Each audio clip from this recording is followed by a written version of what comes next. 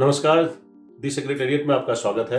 मैं हूं पवन कुमार। स्टील एक ऐसा सेक्टर है जहां फिलहाल बहुत मारामारी मची हुई है। बाहर से स्टील आ रहे हैं, स्टील का आयात हो रहा है और यहां की कंपनियां कह रही हैं कि वो डंपिंग है। सरकार से अलग अलग तरह के शुल्क लगाने की लगातार बात कर रही है। ये एक सीरियस इशू है और इस पर बात करने के लिए आज हमारे साथ ईपीसी के चेयरमैन पंकज चड्ढा साहब हैं। चड्ढा साहब, आपका स्वागत है हमारे इस कार्यक्रम में। Thank you for coming.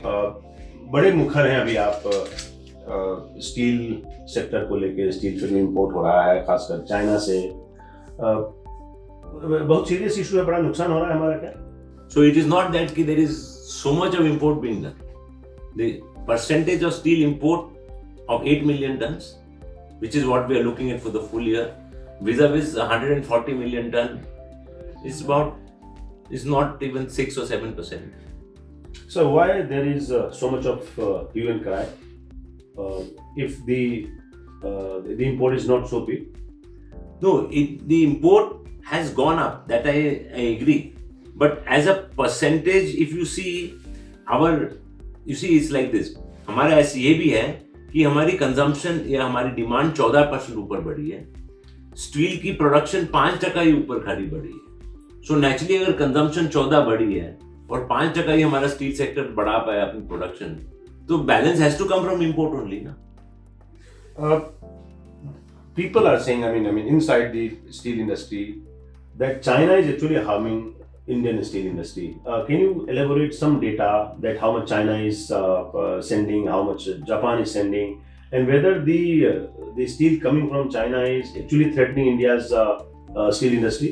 Now, the percentage, if you look from a percentage point of view, China was 31% in April to September. Now it is 30.5%. So there is a drop in the percentage. In absolute value, yes, China has gone up, but as a percentage wise, no.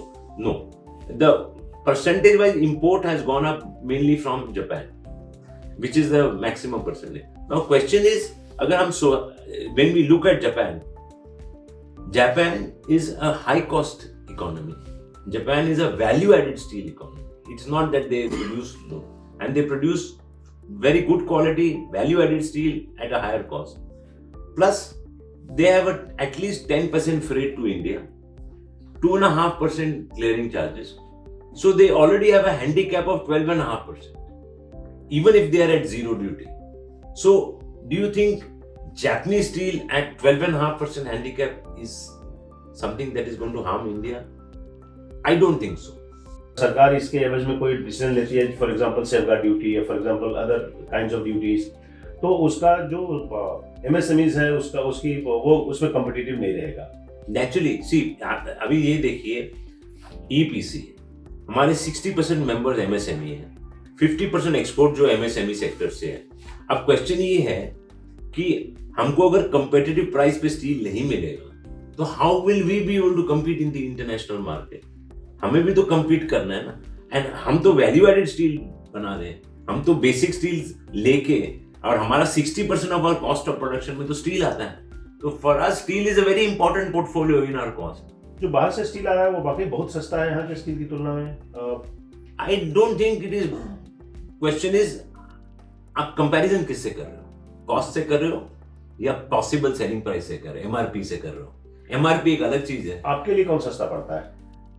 Basically, if you look at steel, again, flat products हैं, long products हैं, different types of steel है. So you cannot classify exactly in one item because it is across wide spectrum.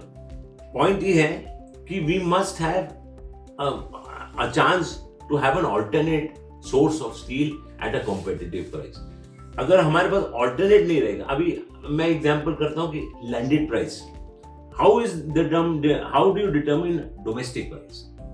Domestic price is determined कि landed price क्या है जो import का, उससे आप थोड़ा सा कम रखोगे या सेम वैल्यू पे रखोगे, उसके आजू बाजू रखोगे। अगर आपका डोमेस्टिक, अगर लैंडेड प्राइस से 48 रुपीज है फॉर एचआर कॉइल, एक स्पेसिफिक आइटम ले, तो आपका प्राइस जो डोमेस्टिक प्राइस रहेगा वो इसी के आजू बाजू बेंचमार्क करेगा, 47 करेगा, 49 करेगा। ठीक है। हाँ, अगर आप ये, अच्छा, इसमें अभी आपने चाइना का नाम लिया तो मैं चाइना का एक एग्जांपल देता हूँ कि चाइना का माल 10% फ्रेट लगा, 2.5% पोर्ट चार्ज लगा, 7.5% ड्यूटी भी लगा, तो ऑलरेडी 20% हैंडीकैप पे है, राइट। अब 20% हैंडीकैप के बाद भी अगर हमें लगता है कि चाइना हमारे पे डंप कर रहा है, तो हमें अपनी कॉस्टिंग भी तो देखनी पड़ेगी।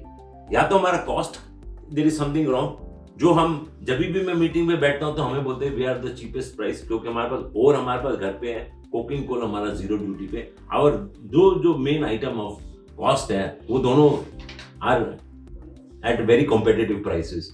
Steel companies are saying, the domestic steel companies I'm talking to Yes. about, that they are bleeding and the profits are going down. What do you say? The profits are going down vis-a-vis what profits? We are looking at profits in the COVID times. Profit year 2021, 22, you have seen their balance sheets. आज भी उनकी balance sheet देखो, I am a chartered accountant, I have seen the balance sheet. I have the balance sheets of all of them. They have robust profits. I cannot say that they are not making money or they have enough robust profits. The question is, it's not as high as what it was in the COVID times, but those were exceptional profit days. This is a serious problem that you will be in a disadvantageous position. Absolutely. Why don't you talk to the government to meet the minister, to meet the... We are talking to various forms of the government. We are talking to, since we come out of the commerce ministry, we are talking to the entire chain of the commerce ministry. We hope to present our viewpoint, and we are always available for consultation with the steel majors also. हम बोलते हैं कि हमारे साथ बैठिए ना, अगर आपके पास कोई चीज में आपको सही में प्रॉब्लम है, let's sit together and find a solution. Let us go through everything. हम ये नहीं बोलते हैं कि हम totally against है कि आप you should not make reasonable profit. Thank you so much, sir. Thank you. My pleasure.